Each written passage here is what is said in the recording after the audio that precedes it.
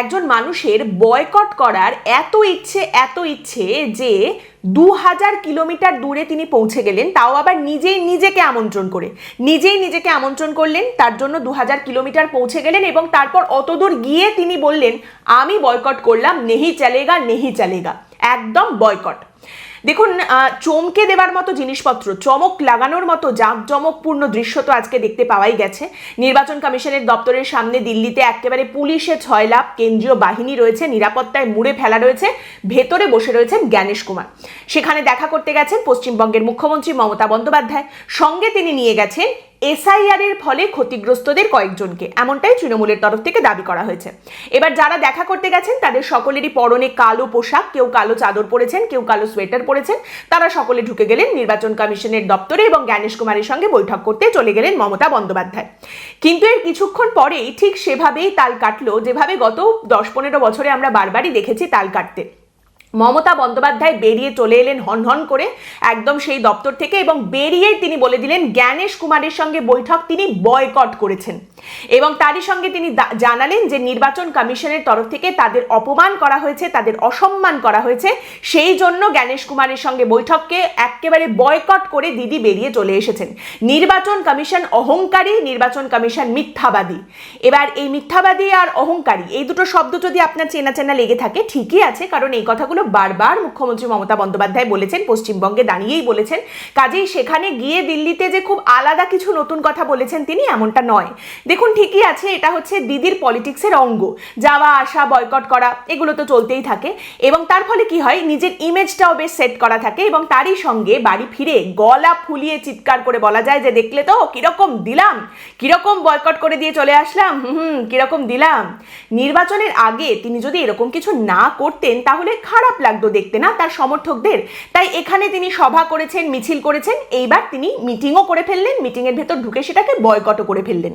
দেখুন, নিয়তির গতিকেই বা কবে কে আটকাতে পেরেছে। দিদি যে দিল্লি যাবেন এই ইস্যুটা নিয়ে সেটা লেখাই ছিল, আর সেখানে যাওয়ার পর দিল্লির পুলিশ যে সেখানে চলে আসবে সেটাও লেখাই ছিল। এখন খুঁড়ো গালে হাত দিয়ে গল্প শোনাতে বসলে হবে? মমতা বন্দ্যোপাধ্যায় মিছিল খেলতে যেদিন বলে দিয়েছিলেন কল্যাণ বন্দ্যোপাধ্যায়ের উদ্দেশ্যে চিৎকার করে যে চলো এবার আমাদের নেক্সট ডেস্টিনেশন হবে নির্বাচন কমিশন, চলো লড়াই হবে, কলকাতা থেকে দিল্লি আমরা যাব।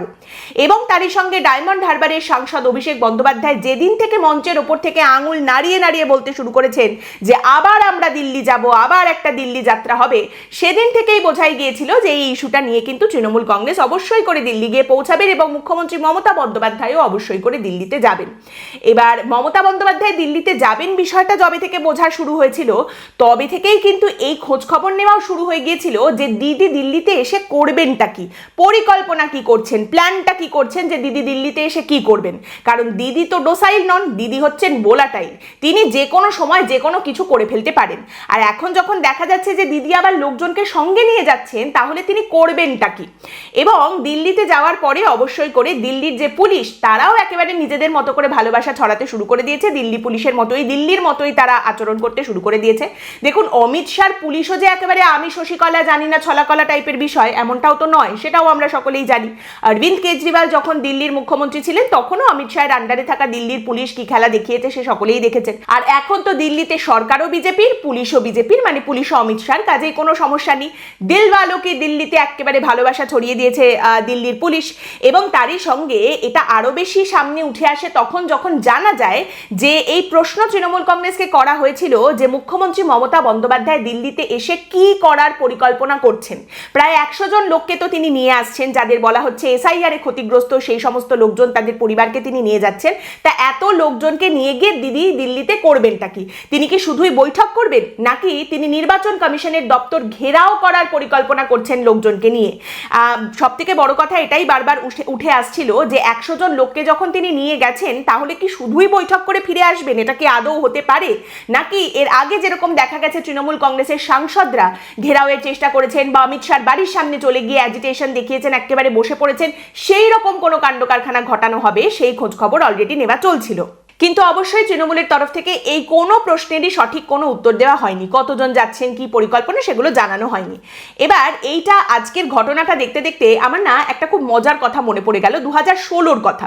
দিলীপ ঘোষের হাত ধরে পশ্চিমবঙ্গে বিজেপির গায়ে তখন সবে একটু গতি লেগেছে, নরেন্দ্র মোদী ক্ষমতায় চলে এসেছেন এবং সেই সময় পশ্চিমবঙ্গে বিজেপির নেতাদের কোনো একটা কারণে কোনো কর্মসূচিতে আটকানো হচ্ছিল, বাধা দেওয়া হচ্ছিল। সেখানে দিলীপ ঘোষ মমতা বন্দ্যোপাধ্যায়কে উদ্দেশ্য করে বলেন, আপনার সাংসদরাও কিন্তু দিল্লিতে যান, আমাদের ওপরে আক্রমণ যদি বন্ধ না হয় তাহলে আপনার সাংসদরাও দিল্লি থেকে কি করে ফেরে সেটাও আমরা দেখে নেব। এবার অবশ্যই প্রচন্ড কিউরিওসিটি, কৌতূহল, আপনি কি করবেন? তৃণমূলের সাংসদরা দিল্লিতে গেলে আপনারা কিভাবে আটকাবেন?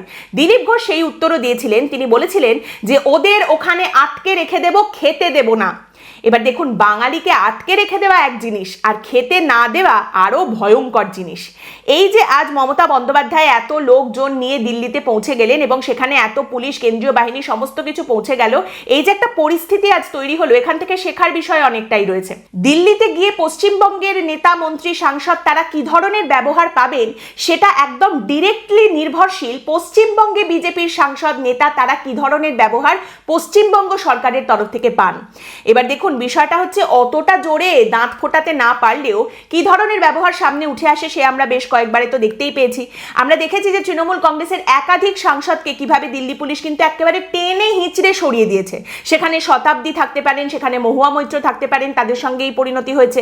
তারই সঙ্গে অভিষেক বন্দ্যোপাধ্যায়, যে মানুষটা পশ্চিমবঙ্গে তার বাড়ির সামনে এক গাদা পুলিশ বসিয়ে রেখে দেন, তিনি যখন দিল্লিতে গেছেন তাকেও কিন্তু ভোগান্তি পোহাতে হয়েছে, তাকেও টেনে হিঁচড়ে বের করে দেওয়া হয়েছে। কিন্তু দিস ইজ মমতা বন্দ্যোপাধ্যায়। বুনো ওলের জন্য বাঘা তেঁতুল যে নেই সেটা ভাবলে কিন্তু ভুল ভাবা হবে। একটা জায়গায় যখন পুলিশের সঙ্গে কথোপকথন করছেন মমতা বন্দ্যোপাধ্যায়, সেখানে মমতা বন্দ্যোপাধ্যায় পুলিশকে, দিল্লির পুলিশকে উদ্দেশ্য করে দিল্লির মাটিতে দাঁড়িয়ে বলছেন যে হাম আগার অ্যাজিটেশন করতা তো আপকা দিমাগ খারাপ কর দেতা। মানে তিনি রীতিমতো এটাকে একটা অ্যাসিওরেন্সের মতো করে বলছেন যে আমি যদি এখানে বিক্ষোভ দেখাতাম তোমাদের মাথা আমি খারাপ করে ছাড়তাম, আমি এখানে বিক্ষোভ করতে আসিনি।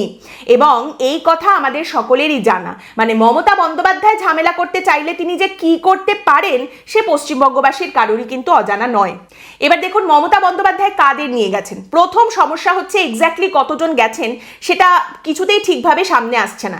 তৃণমূল কংগ্রেসের তরফ থেকে কেউ বলছেন 50 জনকে নিয়ে যাওয়া হয়েছে, কেউ বলছেন 100 জনকে নিয়ে যাওয়া হয়েছে, কেউ বলছেন 100টি পরিবারকে নিয়ে যাওয়া হয়েছে, আবার কেউ বলছেন 400 জনকে নিয়ে যাওয়া হয়েছে।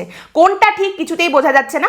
মোদ্দা কথা, মমতা বন্দ্যোপাধ্যায়ের বক্তব্য, এর মধ্যে কিছু মানুষ রয়েছেন যাদের এসআইআর এর তালিকায় মৃত বলে দেখানো হয়েছে কিন্তু তারা আসলে জীবিত, আর কিছু মানুষ রয়েছেন যাদের পরিবারের কোনো না কোনো ব্যক্তি এসআইআর এর কারণে মারা গেছেন। এবং এখানেই কিন্তু কনফিউশন সব থেকে বড় জায়গায়, যেখানে দিল্লি পুলিশও বুঝতে পেরেছে যে একটা গোক্ষুরি হয়ে গেছে, আমরা তো কিছুই খবর পাইনি এর আগে কতজন আসছেন, কি হতে চলেছেন। এইবার আমাদের ঝাঁপিয়ে পড়ে খোঁজ নিতে হবে, যখন আমরা চোখ খুলে দেখছি যে আরে এতজন তো এসে গেছে। এর আগে অভিষেক বন্দ্যোপাধ্যায় যখন এখান থেকে লোকজন নিয়ে দিল্লিতে গিয়েছিলেন 100 দিনের কাজের টাকা কেন দিচ্ছে না সরকার সেই আন্দোলন করতে, সেই সময় বাসে করে করে লোকজনকে নিয়ে যাওয়া হয়েছিল, মোটামুটি একটা কাউন্ট ছিল। কিন্তু এবার মমতা বন্দ্যোপাধ্যায় এক একজনকে দিয়ে, এক একজন সাংসদকে দিয়ে এক একটা ফ্র্যাকশন করে লোকজন এমনভাবে পাঠিয়েছেন যে সেই রকম টোটাল কতজন গেছে সেরকম কোনো হিসেব সামনে উঠে আসছে না। এবার এই যে এতজন লোক দুম করে দিল্লিতে পৌঁছে গেছেন, মমতা বন্দ্যোপাধ্যায় পৌঁছে গেছেন, এইবার তারা কি কাণ্ড করবেন খোঁজ নেবার জন্য এইবার দিল্লি পুলিশের টনক নড়ে উঠেছে সকালবেলা। এবং সেখান থেকেই এই সমস্ত কথোপকথন এবং পুলিশের চলে আসা, ঘিরে ধরা, যা যা দেখতে পাওয়া গেছে সেগুলো হয়েছে। এখানে দেখুন, এই যে সাধারণ মানুষ যাদের নিয়ে যাওয়া হয়েছে তারা নিতান্তই সাধারণ মানুষ, তারা কোনো নেতা, নেত্রী, মন্ত্রী কিচ্ছু নন। তারা যদি কোথাও কোনোভাবে আহত হতেন, কোনোভাবে যদি তাদের উপরে কোনো আক্রমণ নেমে আসতো, শান্তি বজায় রাখুন বা অশান্তির ঘটনা ঘটেছে কোনো কথা বলেই কিন্তু এই বিষয়টার কোনো মাপ পাওয়া যেত না।